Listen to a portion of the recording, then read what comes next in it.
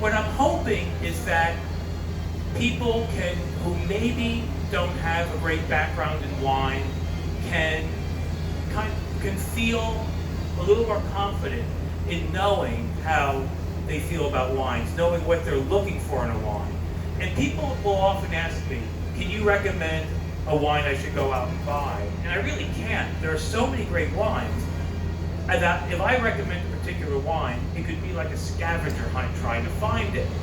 But what I recommend is that people find a store that they like, a restaurant that they like, who matches them up with wines that please them.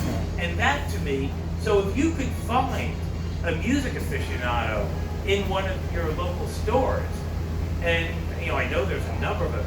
Andy Sherinoff, the Dictators, works at a wine store in Manhattan, and talk to them and say, I'm looking for wines that summon this kind of mood. I mean, maybe my hope is that this helps us think about wine in a different way, maybe helps us make it less intimidating, because how do you get a toehold in a subject that's got so much information?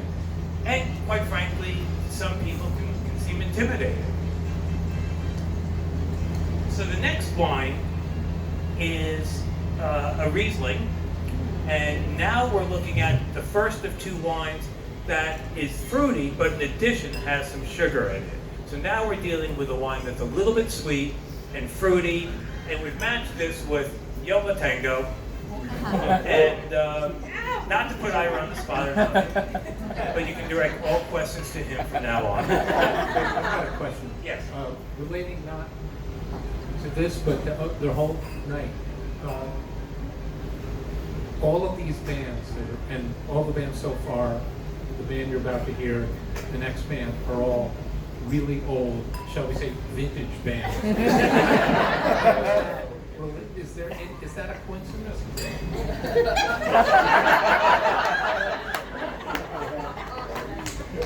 I'm not as young as I used to be, and I don't buy as many records as I used to buy. So, quite frankly, these are the bands. Actually, I didn't mean that. I meant seriously about like wine as a vintage and like sorry, I didn't mean What you did. Another connection. Yeah, I mean, good music ages well. Yeah, that's actually, I hadn't thought of it that way, but a good band is going to be still good. I am amazed sometimes, and I hear how old some of the music I'm listening to that still sounds fresh. I remember when I was a kid and there were people who were into the 50s and like, oh dude, you're just listening to stuff that's all old, and now I'm listening to stuff that's 50 years old and sounds fresh. And great music will do that, and really good wines also have the capacity to age. This Barolo, for instance, you could drink that 15 years from now, and that will only be better. And even the only wine here that really wouldn't age is the next one we're going to drink. That's all about being light and fresh and fruity. But even the rosé, a lot of people go to the stores and they only want the most recent vintage of rosé. Don't be scared of a one or two, vintages behind. White wines can age a little bit, most of the good ones, and they're not things that are going to disappear from the top 40. Thankfully, never to be heard again.